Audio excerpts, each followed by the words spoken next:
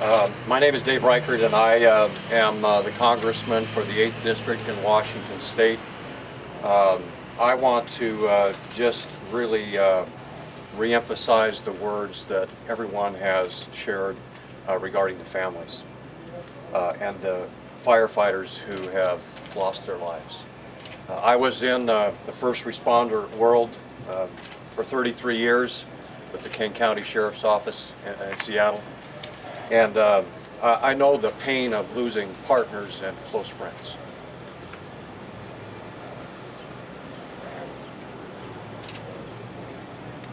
It hurts deep.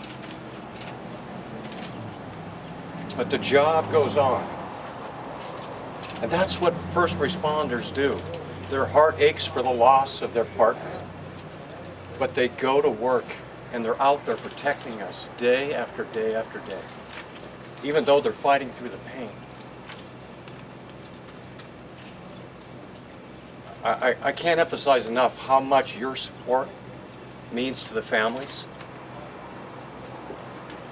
If you get a chance to know, when we find out who the families are, they need some space. But thank firefighters today, thank law enforcement, thank the first responders who are here today and fighting through the pain of the loss of a loved one and a partner and a sister and a brother of the first responder family. It's just critical. I know how much it meant to me when I lost my best friend, and people came to me and said, I am so sorry. And thank you for the work that you do. It's so critical. I know you all get that. I think second point I'd like to make is I've been here since Wednesday, and so last Wednesday, and I saw the smoke immediately, of course, and I watched it blow up on Thursday when the lightning storm hit. And I've got to tell you, the people who are a team that you see, part of this team behind us here and around the parking lot here, I mean, that's just a fraction of the people who are out there, as you know. But I have never seen a coordinated effort like this in many, many years. I mean, this is a well-oiled working machine, and the public needs to know and needs to feel confident that these people that have spoken to you earlier and are speaking to you today from the first responder world are professionals. They know what they're doing. Stuff happens that surprises them, and they've got to think quick on their feet, and they have to make adjustments quick, and they've got to prioritize. And with over 300,000 acres burning right now, you can imagine how difficult that prioritization must be in assigning personnel and deciding who gets put where and what resources are allocated to what area of the state. So I have total confidence in the team that you've heard speak this morning, and in meeting with people over the last week, the confidence they have and the dedication and the commitment they have to this community is bar none. They will be here, they will put this fire out, they will protect this community, and Chelan and the rest of the community will be rebuilt, and we will move on. But we will do this. We will never forget. We will never forget those firefighters that lost their lives. We will never forget.